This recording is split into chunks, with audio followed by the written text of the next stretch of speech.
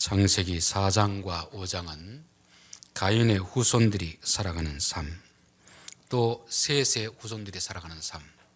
가인의 후손은 하나님을 떠나서 자기들이 하나님처럼 사는 백성들이고, 셋의 후손은 하나님을 왕으로 삼고 하나님의 백성으로 사는 그런 삶의 모습입니다. 이들이 사는 가인과 셋은 삶의 목적이 다르고 가는 방향이 다릅니다. 그렇기 때문에 우리는 하나님의 백성으로서 세상 사람들이 가는 그런 길을 부러워해서도 안 되고 따라가서도 안 되는 것입니다. 왕의 백성들은 왕의 명령을 따라가야 되는데, 이제 6장에 들어오면 타락의 길을 걷는 셋의 후손들의 모습을 보게 되는 것입니다. 사람이 땅 위에 번성하기 시작할 때 그들에게서 딸들이 나니 하나님의 아들들이 사람의 딸들의 아름다움을 보고 자기들이 좋아하는 모든 자로 아내를 삼은지라, 이렇게 되었습니다.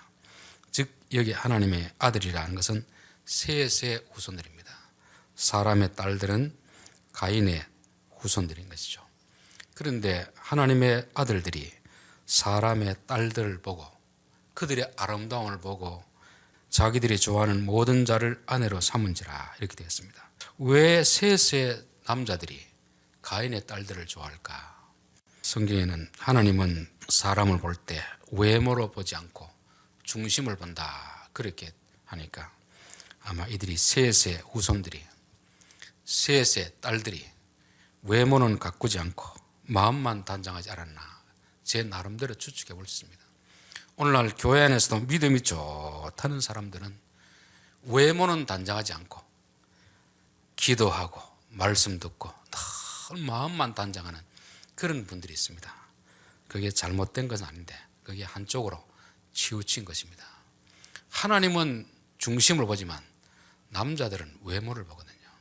아브라함의 아내도 예뻤고 이삭의 아내도 예뻤고 심지어 야곱의 아내도 결국 두 자매 중에서 얼굴이 예쁜 여자를 선택하는 거 보면 옛날이나 지금이나 남자들은 예수를 믿으나 안 믿으나 예쁜 여자를 좋아하는구나, 성경을 보면 알 수 있는 것이고, 지금 이 시대의 남자들을 봐도 그런 것 같아요. 하나님은 야곱에게 레아와 라헬을 두 명을 탁 뒀거든요.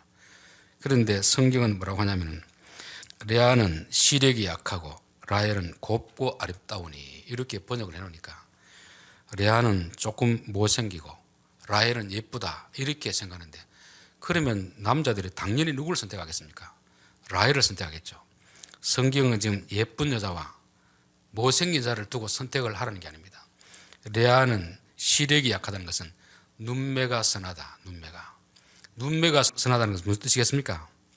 마음이 착하고 남편에게 순종하는 여자, 그걸 말합니다. 라헬은 얼굴은 예쁜데 고집이 세고 남편에게 대드는 여자. 즉 하나님은 야곱에게 두 여자를 둔 것입니다. 선택이라는 거, 선택. 마음씨 착한 여자를 선택할래? 얼굴이 예쁘고 고집 센 여자를 선택할래? 그럴 때 야곱은 라헬을 선택하는 것입니다. 아브라함과 야곱을 이 연대기를 보면 적어도 15년 이상은 아브라함과 야곱이 같이 살았습니다. 아브라함으로 봤을 때 이삭도 귀하지만 누가 더 귀하겠습니까? 아들이 귀하겠습니까? 손자가 더 이쁘겠습니까? 여러분들 결혼하시고 손자, 손녀 두신 분들은 다 알잖아요. 자식도 귀하지만 할아버지, 할머니에게는 손자, 손녀가 더 귀한 것입니다. 그러면 아브라함이 자기가 사례 때문에 고생한 이야기를 했을까 안 했을까요? 손자에게 너는 이런 어리석은 선택을 하지 마라. 네 할머니 예쁜 얼굴 보고 결혼했다가 내가 얼마나 고생한 줄 아느냐. 너는 마음씨 착한 여자를 선택하라. 아마 누누이 당부했을 것인데도 야곱은 그 할아버지의 말씀은 귀담아 듣지 않고 여전히 인간의 본성을 따라서 예쁜 여자를 선택하는 것입니다. 처음부터 레아를 선택했다면 7년 이상 고생할 필요가 없습니다. 7년만 하면 되는데 처음에 라헬을 선택하니까 14년이 걸린 것입니다. 그로 인하여서도 라헬 때문에 얼마나 또 마음고생을 많이 합니까? 매일 라헬 방에서 잠자리 하는데 자식이 없으니까 나로 하여금 자식을 낳아달라, 그렇지 않으면 내가 확 죽어 뿔 게다, 이런 식으로 막 협박하는 이런 모습들. 레아에게는 그런 모습이 없습니다. 라헬에게는 그런 모습이 있는 거죠. 이걸 보면 옛날의 사람이나 지금 사람이나 남자들은 여자들의 얼굴을 보는구나. 믿음의 사람이든 안 믿는 사람이든지 똑같구나, 다를 바가 없구나, 그것을 보여주는 것입니다. 그렇기 때문에 셋의 딸들도 마음도 단장해야 되지만 좀 외모도 단장해야 되겠다, 그런 생각이 드는 것입니다. 그래서 우리가 육체와 마음은 균형 있게 가꿔야지. 세상의 딸들은 마음, 믿음 중요하지 않고 오로지 외모만 단장하는데 모든 것을 다 드리지만, 믿음의 사람들은 내 마음도 가꾸고 내 외모도 가꿔야 된다는 것입니다. 영지주의라는 것이 뭐냐면 육체는 악하고 영은 선하다는 거 아닙니까? 그러니까 믿음의 어떤 모습을 단장하는 데는 최선의 노력을 하는데 육체를 가꾸는 데는 전혀 신경 쓰지 않는 것입니다. 그러니까 어떤 남자들이 그런 여자를 좋아하겠습니까? 그래서 이들은 그 셋의 딸들을 좋아하지 않고 가인의 딸들을 좋아해서 자기들이 좋아하는 그런 사람으로 결혼을 하게 되는 것입니다. 이것이 또 단순한 결혼의 문제가 아니고 영적인 진리에 관한 그런 문제인 것입니다. 가인의 딸들을 아내로 만든다는 것은 단순히 사람을 데려오는 게 아닙니다. 그 딸들의 가치관을 내가 받아들이는 거죠. 솔로몬이 노년에 하나님을 떠나게 된 이유는 다른 게 아니고 이방 왕들의 공주들을 자기 아내로 삼았기 때문에 그 아내들의 어떤 종교, 우상들을 결국 솔로몬도 따라가게 되는 것입니다. 남자가 아무리 믿음이 좋아도 믿음이 없는 여자와 결혼하면 남자가 믿음을 다 잃어버리는 것을 맞습니다. 근데 남자는 믿음이 없더라도 여자가 믿음이 좋으면 그 남자를 변화시키는 것을 여러 차례 보았습니다. 야, 그걸 볼 때 참 여자의 영향력이 남자보다 더 크구나. 셋의 아들들이 아무리 믿음이 좋아도 결혼한 가인의 딸들이 믿음이 없으니까 결국은 이들도 믿음 없는 그런 길을 가게 된다는 것을 성경은 말씀하고 있습니다. 그래서 누구의 딸이냐가 중요한 게 아니고 어떤 가치관을 가지고 있느냐, 그게 중요한 거죠. 오늘날 교회로 봤을 때는 교회는 신랑 대신 예수님의 말씀, 진리를 따라가야 되는데 진리를 따르지 않고 세상의 성공 철학 이런 것을 따라가는 것입니다. 왜냐하면 그것이 더 멋있어 보이고 더 예뻐 보이기 때문에 그런 거죠. 디모데후서 4장 2절에 보면 너는 말씀을 전파하라. 때를 얻든지 못 얻든지 항상 힘쓰라. 범사의 오래 참음과 가르침으로 경책하며 경계하라. 하나님의 말씀을 가르치는데 왜 오래 참으라고 하겠습니까? 교인들이 아무리 말씀을 들어도 그 말씀을 따르기보다는 그냥 세상 사람들이 하는 성공 철학을 따라가기 때문에 조금 짜증나더라도 참고 계속해서 진리를 가르치라 하는 것입니다. 때가 이르리니 사람이 바른 교훈을 받지 아니하며 귀가 가려워서 자기의 사욕을 따를 스승을 많이 두고 그 길을 진리에서 돌이켜 허탄한 이야기를 따르리라. 셋의 아들들이 하나님의 딸들과 결혼하고 그들과 살아야 되는데 오늘 이 시대에도 교회는 진리의 말씀을 따르기보다는 자꾸 세상의 가르침을 따라가는 것입니다. 그래서 오늘날 교회 안에도 적극적 사고방식이다, 기복주의다, 성공주의다, 번영주의다, 출세하는 이런 것들을 따르고 싶으니까 그걸 믿음이란 이름으로 또 교회가 또 막 믹스를 시켜버리잖아요. 성경이 말하는 믿음과 그들이 말하는 믿음은 다른데 그러다 보니까 교회도 긍정의 힘 이렇게 해서 그걸 믿음인 것처럼 말하니까 교회가 얼마나 부흥하는지 모릅니다. 그러니까 이제 목사들은 갈등이 생기는 거죠. 진리를 따라갈 것인가, 세상의 성공 철학을 따라갈 것인가 고민이 되는 것입니다. 진리를 따라가든지 성공 철학을 따라가든지 둘 중에 하나 선택해야 되는 거죠. 진리를 따라가면서도 교회가 부흥되고 성장하면 얼마나 좋겠습니까? 그런데 진리를 따라가면 교회가 성장 안 하니까 교회의 성장이 목적이라면 세상 어떤 가르침을 받아들일 수밖에 없는 것입니다. 그래서 목사는 항상 여기서 갈등이 되는 것입니다. 셋의 딸들이 이뻤다면 왜 셋의 남자들이 가인의 딸들을 데리고 살겠습니까? 셋의 딸들이 믿음은 있는데 외모가 이쁘지 않으니까 이쁜 여자와 결혼하는 것입니다. 오늘날 교회도 마찬가지입니다. 우리가 믿음으로 살 때 세상 사람들처럼 성공하고 잘 되면 누가 진리를 버리겠습니까? 믿음으로 살아도 그런 결과가 나타나지 않으니까 옆집에 보니까 교회는 다니는데 세상 가르침을 따라 사니까 잘 되니까 나도 저렇게 살면 되겠구나.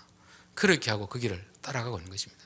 그래서 저는 오늘날 교회도 크고 성장한 교회들 중에는 진짜 하나님의 어떤 대표적으로 진리를 따라 살면 이렇게 된다는 걸 보여주기 위해서 성장한 데도 있지만, 그러나 진리와 세상 것을 적당히 섞어가지고 타협함으로 인해서 성장한 교회도 분명히 많을 것이라 그런 생각이 든 것입니다. 중요한 것은 3절이죠. 여호와께서 가라사대 나의 신이 영원히 사람과 함께하지 아니하리니 이는 그들이 육체가 됨이라. 그러나 그들의 날은 120년이 되리라 하니라. 우리가 성경을 보면 그거 가지고 하나님이 떠나시는가? 그렇게 생각할 수가 있습니다. 선악과 하나 먹었다고 하나님 그들을 내쫓으시는가? 그렇게 생각할 수가 있습니다. 하나님은 우리에게 동산에 있는 것은 모든 것은 다 먹고 요거 하나는 먹지 마라. 요거. 하나님이 우리에게 많은 자유를 주십니다. 그러나 특별히 하나님이 중요하시는 게 있어요. 요거는 건드리면 안 된다. 요거는 건드리면 안 된다. 요거를 건드리면 너와 나의 관계는 이미 끝난다는 것입니다. 그래서 우리가 사람과의 관계 속에서도 사람마다 생각이 다 다릅니다. 부모 자식의 생각이 다르고 부부의 생각이 다르고 동료들의 생각이 다릅니다. 어떤 것은 다를 때 양보할 수 있으면 양보해도 됩니다. 왜냐하면 서로 의견이 충돌하면 관계가 깨어지거든요. 관계를 깨뜨리지 않기 위해서는 절대 진리가 아닌 것은 양보해야 됩니다. 그러나 관계를 깨어지더라도 절대 진리는 포기하면 안 되는 거죠. 여기서 하나님과 우리 사이도 마찬가지입니다. 하나님은 다른 거는 내가 다 용서해 주는데 가인의 여자들과 결혼하지 마라. 가인의 가치관을 받아들이지 마라. 그렇게 하면 사람은 어떻게 됩니까? 셋의 딸들이 비록 자기 마음에 들지 않더라도 하나님의 말씀에 순종해서 제가 레아와 같은 여자와 결혼해 살겠습니다. 이게 하나님과 우리 사이가 관계가 지속되는 비결인 것입니다. 저는 청년부를 담당할 때 항상 했던 말이 결혼할 때 부모가 반대하는 결혼을 하지 말라고 말합니다. 왜냐하면 부모가 반대하는 결혼을 하면은 결국 결혼을 하지만 부모와 자식 관계는 끊어져 버리거든요. 부모가 중요하게 생각하는 그 가치관이 있습니다. 그러면 선택을 해야 됩니다. 부모를 선택하든지 부인을 선택하든지 선택해야 되는 거죠. 근데 부모가 그 부분에 대해서 괜찮다 허락하면 관계 없습니다.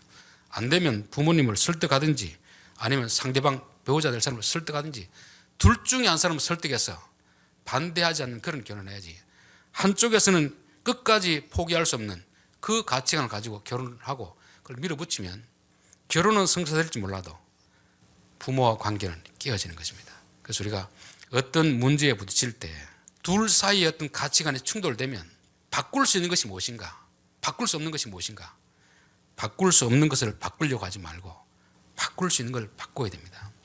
바나바와 바울이 그렇게 참 동력을 하다가 2차 선교여행 갈 때는 마가를 데려가는 문제로 충돌이 났습니다. 바나바에게는 마가를 데리는 것이 그에게 아주 중요한 가치관이었습니다. 그러나 바울에게는 그것보다 더 중요한 것은 선교다 생각했습니다. 그래서 결국 둘은 헤어지지 않습니까? 그렇게 서로가 마음이 맞았던 사람이 하나의 어떤 가치 기준이 틀렸기 때문에 결국 한 사람도 포기를 못하니까 둘 사이의 관계는 끊어지는 것입니다. 그 이후로부터 바나바와 바울의 관계는 더 이상 나타나지 않습니다. 저는 세상에서도 진짜 포기할 수 있는 가치가 있고 포기할 수 없는 가치가 있다. 부모가 다 허용하지만 이것만큼은 안 된다는 것은 자식으로서는 지켜줘야 부모와 자식 관계가 존속될 수 있는 것입니다. 그것을 깨뜨린다면 이미 마음으로서는 관계가 깨어진 것입니다. 저는 개인적으로 참 제가 살아오면서 감사한 것이 결혼할 때 제가 좋아하는 여자가 아니고 어머니가 좋아하는 여자와 선택한 것에 대해서 조금도 후회함이 없습니다. 제가 신학을 하게 된 것도 마찬가지입니다. 전혀 할 생각이 없었는데 하나님이 기뻐하는 것을 깨닫고 신학을 한 것이 제가 감사가 되고, 교회 임지를 구할 때도 여러 곳에 제가 가고 싶은 곳에 이력서를 냈지만 그것보다 더 중요한 것은 하나님이 가라고 하는 곳에 온 것이 저는 지금까지 그게 감사가 되는 것입니다. 세상은 너가 하고 싶은 대로 해라. 너가 하고 싶은 대로. 마귀는 우리에게 계속 그렇게 가르치고 있거든. 네가 하고 싶은 대로 해야지 왜 부모 말을 듣느냐. 물론 내가 하고 싶은 것하고 부모와 의견 충돌이 아니라면 제일 좋습니다. 여러분, 내가 하고 싶은 것 다 하면 내가 하고 싶은 것이 다른 사람과 관계를 파괴시킨데도 그 일을 하는 것은 바보 같은 사람입니다. 내가 하고 싶더라도 나와 가까이 있는 사람들, 가족, 친구들과 내 고집을 주장했을 때 관계가 깨어질 것 같으면 내 생각을 내려놓는 것이 이게 지혜로운 것입니다. 여기서는 자기들이 좋아하는 여자를 선택했는데 성령님은 더 이상 너희들과 함께하지 않겠다. 성령도 인격이시니까 무시를 당하면 아주 싫어하는 것입니다. 우리 데살로니가전서 5장에 보면 항상 기뻐하라, 쉬지 말고 기도하라, 범사에 감사하라. 이것이 그리스도 안에 있는 너희를 향한 하나님의 뜻이니라 그렇게 되어 있습니다. 그런데 거기까지는 아는데 그 뒤에 구절을 아는 사람 잘 없습니다. 그 뒤에 구절은 뭐냐면 성령을 소멸하지 말며 예언을 멸시하지 마라. 여러분, 기도는 결국 뭐 하는 겁니까? 성령님께 도움을 구하는 거 아닙니까? 그 항상 기뻐하고 범사에 감사하기 위해서는 기도해야 되는데 기도는 관계가 이루어져야 기도가 되는 거지. 하나님과 관계가 깨졌는데 아무리 기도한들 하나님 들어주겠습니까? 그래서 그 앞에 구절이 이루어지기 위해서 요거는 반드시 지켜라. 성령을 소멸하지 말라. 예언을 멸시하지 말라. 여기도 예언은 미래를 예측하는 게 아니고 하나님이 하신 말씀입니다. 말씀. 성령의 감동을 자꾸만 무시하면, 말씀을 멸시하면 관계는 깨어지는 것입니다. 그런 깨어진 관계 속에서 하나님이 무슨 기도를 들어주겠습니까? 저는 기도를 가르치는 사람들이 어떻게 자꾸 방법을 가르치는데 몇 시간을 해야 된다, 금식을 해야 된다, 산기도를 해야 된다, 그거는 부차적인 문제입니다. 하나님과 내가 관계가 정상적인가, 관계가 깨어졌는가, 이거를 점검하라고 성경이 가르치거든요. 너희들이 내 말을 안 듣고 내 말을 무시하면 너희들이 환난을 당할 때 아무리 부르짖어봐라 내가 너희들 말을 듣는가? 내가 너희들의 말을 듣기 위해서는 내가 평소에 너희들 한 말 너희들이 귀담아 듣고 중요하게 생각해라. 하나님 우리에게 모든 걸 다 하라고 로봇처럼 조종하지는 않습니다. 거의 99%는 너희들이 스스로 판단해 살아고 합니다. 그러나 하나의 중요한 그 부분, 이것만큼은 내 말을 들어야 된다. 그거를 깨뜨리면 하나님과 우리는 관계가 깨어지는 것입니다. 부모와 관계도 마찬가지고 남편과 아내의 관계도 마찬가지고 친구와 관계도 마찬가지입니다. 사람마다 가치가 틀리거든요. 어떤 사람이 그것을 정말 중요하게 여기면 내 생각이 안 맞더라도 내가 그 사람과 관계를 이어가기 위해서는 내 생각을 포기해야 되는 것입니다. 그러나 내가 가진 가치관이 그 친구보다 부모보다 더 소중하면 그걸 밀고 나가면서 관계는 깨트리는 거죠. 그래서 이 셋의 남자들은 예쁜 여자와 선택하는 것이 하나님 관계보다 더 중요했기 때문에 결국은 하나님과의 관계를 깨트리는 것입니다. 이들이 육체가 됨이라. 육체가 됨이라. 왜 성령이 떠나냐? 육체가 됨이라. 여러분, 성경에서 육체다, 영혼이다 할 때는 우리 이 몸뚱아리하고 이 마음을 말하는 게 아닙니다. 성경에서 육체가 되었다는 것은 타락한 인간의 본성, 내가 주인이다 하는 요 외생각이 외생각, 구원받기 그 전의 생각이 외생각, 타락한 인간의 마음입니다. 그래서 지금 세상에서 가르치는 건 다 그런 사상을 가르치거든요. 너가 중요하지 부모가 뭘 중요하냐, 네가 하고 싶은 대로 해라는 것 아닙니까? 그게 육신이 되었다는 것이고, 영이 되었다는 건 뭐냐면 하나님이 우리의 주인입니다. 저는 하나님 뜻을 따라가겠습니다. 이게 영적인 사람이 된 것을 말씀하고 있습니다. 하나님이 사울을 왕으로 세워줬는데 말을 안 듣습니다. 처음에는 말을 듣다가 2년째가 되니까 그때부터 하나님 말씀 안 듣고 자기 고집대로 하는 거죠. 그래서 나온 말씀이 사무엘상 15장 22절 아닙니까? 여호와께서 번제와 다른 제사를 그의 목소리를 청종하는 것을 좋아하심같이 좋아하시겠나이까? 순종이 제사보다 낫고 듣는 것이 수양이 기름보다 나으니 이는 거역하는 것은 점치는 죄와 같고 완고한 것은 사신 우상에게 절하는 죄와 같음이라. 왕이 여호와의 말씀을 버렸으므로 여호와께서도 왕을 버려 왕이 되지 못하게 하였나이다. 중요하게 여기는 부분인데 하나님 이거 하라면 예 알겠습니다 하면 되는데 자기 뜻대로 하는 거죠. 그러니까 너가 내 말을 무시했기 때문에, 내 말을 멸시했기 때문에 나도 너를 무시한다는 것입니다. 이건 하나님과 인간의 관계도 마찬가지고 저는 사람과 사람의 관계도 똑같다고 보는 것입니다. 상대방이 정말 중요하게 여기는 것은 옆에 사람이 중요하게 여겨줘야지, 상대방은 중요하게 여기는 가치관인데 상대방이 무시해버리고 그런다면 두 사람의 관계는 깨어지게 되어 있습니다. 여러분, 우리 사람들은 사람마다 생각이 다 다릅니다. 그러나 어떤 생각이 다를 때 저 사람과 내가 관계가 소중하다면, 내가 덜 중요하게 여기는 그릇이라면 웬만하면 양보를 하고 따라주는 것입니다. 진짜 중요한 한 가지 그 진리를 붙들기 위해서 나머지 부분은 그냥 다 포기해버려야 되는 것입니다. 양보해버리는 거죠. 당신이 좋은 대로 하십시오. 그래야 관계가 좋아지는 거 아닙니까? 그래서 예수님은 나를 따라오려거든 자기를 부인하라. 너가 옳다는 생각을 좀 내려놓고 나를 따라오라. 너의 생각하고 나의 생각은 완전히 다른데 너의 생각이 옳다는 생각을 가지고 어떻게 나를 따라오겠느냐. 예수를 믿는다는 것은 내 생각을 내려놓지 않으면 예수 믿는다는 말은 거짓말입니다.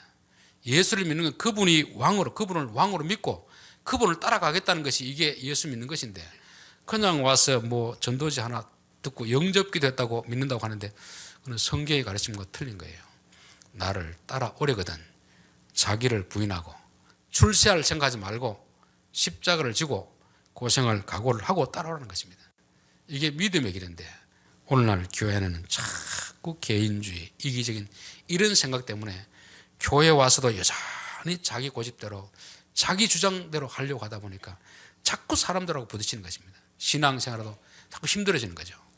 여러분, 교회 와서는 편안한 삶, 이런 삶을 살기 위한 것은 사실 교회 신앙하고 맞지 않습니다. 교회는 하나님과 우리 관계, 가장 중요한 관계 때문에 그분이 말씀하시면 내 생각하고 틀려도 내 생각을 내려놓고 따라가는 것입니다. 그리고 조금 힘들어도 하나님이 기뻐하시면 제가 하겠습니다. 이게 신앙의 길이거든요. 근데 요즘 교회들마다 교회에서 그런 걸 가르치면 사람이 다 싫어하거든요.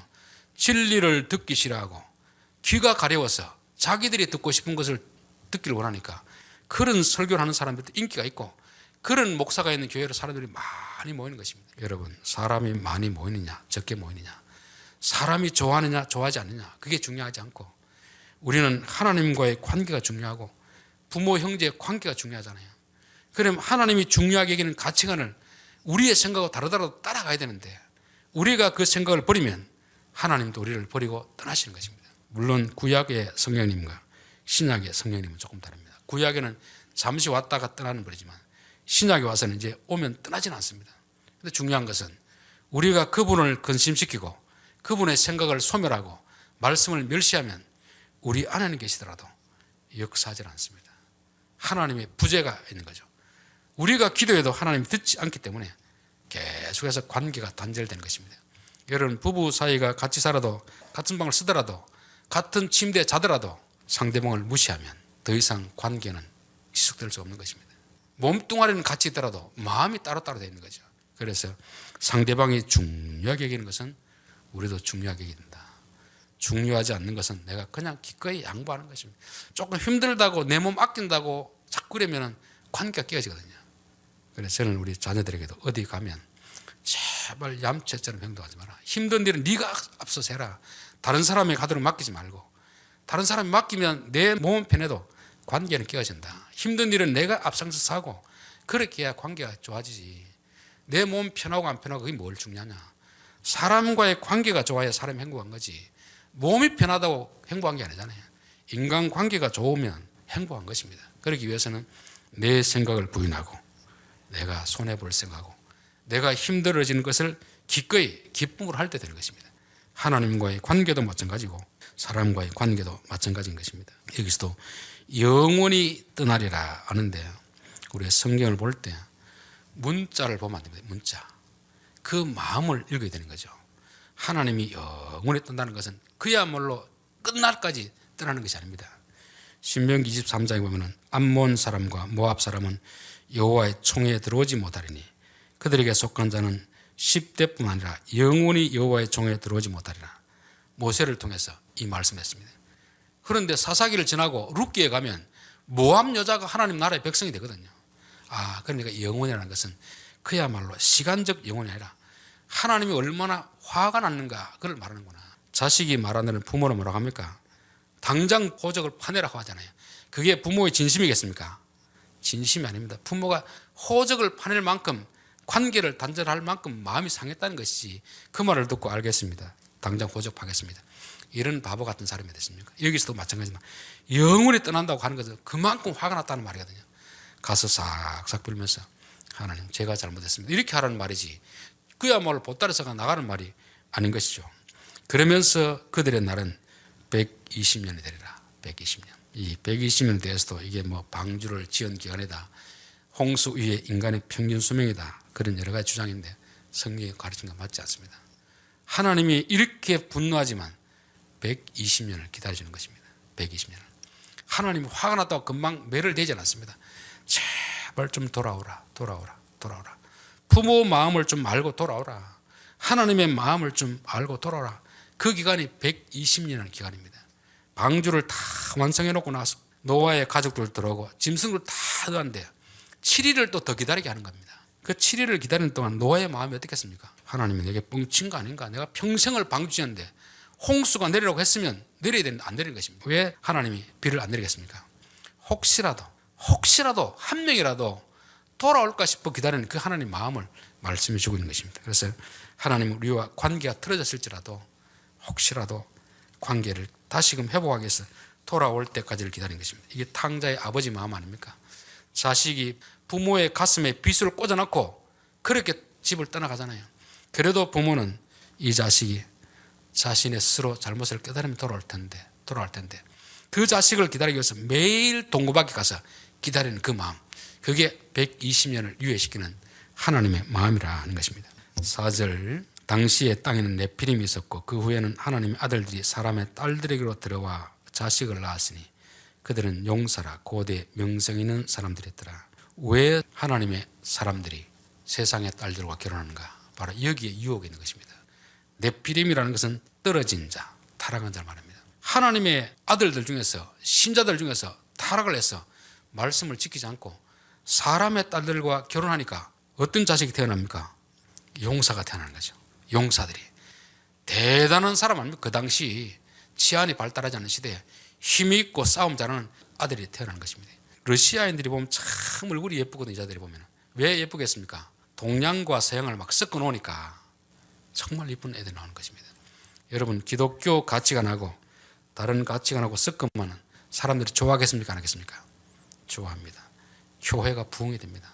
순수하게 진리의 말씀은 전하면 교회가 그렇게 부흥이 안 됩니다. 그런데 진리의 말씀에다가 적당히 적극적 사고방식, 긍정의 힘, 세상의 딸들과 믹스를 시키니까 용사가 나오는 것입니다. 교회가 부흥이 되는 거죠. 그러니까 사람들이 이야, 저런 길이 있었구나, 다 따라가는 것입니다. 그러나 그 길의 끝에는 멸망으로 가는 길이다. 이것 때문에 사람들이 다 쏟고 있는 것입니다. 셋의 자녀들이, 남자들이 가인의 딸들과 결혼해서 이혼하고 파산되고 실패했다면 누가 그 길을 가겠습니까? 선악과를 먹고 나서 피를 토하고 죽으면 왜 아담이 다시 그걸 주는 걸 먹겠습니까? 멀쩡하거든요. 혈색이 더 좋아지거든요. 그러니까 따르는 것입니다. 여러분, 죄를 짓는다고 금방 잡혀 감옥 갑니까? 그렇지 않습니다. 적당히 사기치고 속이면 부자가 되는 것처럼 보입니다. 오히려 저는 부자로 살아갈 수가 있습니다. 그러나 그것은 길질 않잖아요. 시간이 지나고 나면 반드시 결과가 나타나는 것입니다. 그래서 우리가 죄를 짓고 나타나는 어떤 쾌락, 부, 영광, 그것만 보면은 안 된다는 것이죠. 이 뒤에 뭐가 나타납니까? 그렇게 많은 걸 가져도 결국은 홍수 심판으로 다 잃어버리는데 그거를 모르니까 여전히 많은 사람들이 앞에서 가인의 딸들과 결혼한 사람들을 따라가지고 자꾸 다른 것입니다. 여러분, 오늘 이 시대도 마찬가지입니다. 하나님의 백성들이 진리의 말씀을 붙들고 살면 복을 받아야 되는데, 신령한 복을 받는 건 받는데 세상의 복도 좀 받아야 되는데 이게 둘이가 같지가 않거든요. 하나님과 재물을 겸하여 섬길 수 없느니라. 그래서 우리는 진리를 따라갈 것인지 재물을 섬길 건지 둘 중에 하나를 선택해야 됩니다. 결국 진리를 따르기보다는 오히려 진리와 세상의 것을 적당히 섞어가지고 혼합을 해놓은 거죠. 여러분, 거룩은 뭐겠습니까? 하나님이 구별해 놓은 것입니다. 교회는 세상 가운데 있는 사람들을 불러가지고 너희들을 따로 이렇게 살아라. 세상 사람들은 세상의 가치관을 따라 살지만 너희들은 하나님의 말씀을 가지고 살아라.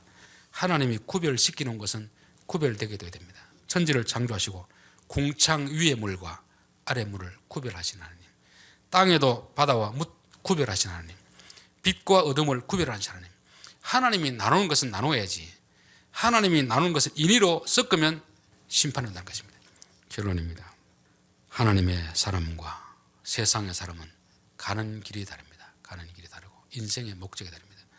하나님의 백성들은 예쁘고 화려하고 멋있고 이게 중요한 게 아니고 하나님의 진리를 따라가는 그 길을 가야 되는데, 오늘 이 시대는 자꾸 세상 사람들의 어떤 성공을 보고 부러워하면서 자꾸 따라가고 싶은 것입니다. 그러다 보니까 진리에다가 자꾸 세상 것을 갖다 믹서시키는 믹서. 우선은 되는 것 같은데 긴 시간을 두고 보면 안 되는 것입니다. 그래서 우리는 항상 관계가 더 소중하다. 하나님과 우리의 관계가 소중하고, 부모와 자식 관계가 소중하고, 부부의 관계가 소중한 것입니다. 그렇게 하기 위해서는 나의 생각하고 상대방의 생각이 다를 때, 상대방이 절대적으로 굽히지 않는 그 가치관이 있으면 그거를 따라가든지, 아니면 내가 굽힐 수 없는 가치관이 있으면 내 가치관을 붙들면 관계는 깨어지든지 둘 중에 하나를 선택해야 되는 것입니다. 세상은 돈에 대한 최고의 가치를 부여하고 있지 않습니까? 근데 너희들은 하나님의 말씀은 진리의 가치를 부여하라. 둘은 겸하여 선물 줍니다. 둘. 그래서 예수 믿는 사람은 예수 믿는 순간부터 둘 중에 하나를 선택해야 됩니다. 한 걸음은 이쪽에, 한 걸음은 저쪽에 두면 죽도 밥도 안 되는 그런 것이죠. 예수 믿는 사람은 세상 사람들의 부와 성공을 부러워하기보다는 우리는 진리의 말씀을 쫓아서 하나님과 동행하는 삶을 살겠습니다. 동행하기 위해서는 가치관에 갖다 동행하지, 생각이 틀린데 어떻게 동행하겠습니까? 하나님의 생각은 굽히지 않습니다. 하나님은 많은 부분들을 우리에게 자유를 주셨습니다. 그러나 절대적 가치 이 부분은 하나님 굽히지 않습니다. 그거를 어기는 순간 에덴 동산에서 쫓겨나는 것이고, 그걸 어기는 순간 성령님은 너희들과 더 이상 함께하지 않겠다, 이런 결론이 나는 것입니다. 그래서 우리가 많은 부분에서 우리에게 자유를 주신 부분은 자유를 누리지만 하나님이 중요하게 여기는 그 부분은 우리도 중요하게 여기게 됩니다. 그 가치관 앞에서 내 생각을 내려놓겠습니다. 내가 부인 되겠습니다. 내 생각을 내려놓고 하나님의 생각을 따르겠습니다. 그럼으로 인해서 하나님과 좋은 관계를 맺어가는 것이 정말 신앙생활을 바로 하는 것이라 그렇게 믿습니다. 기도하겠습니다.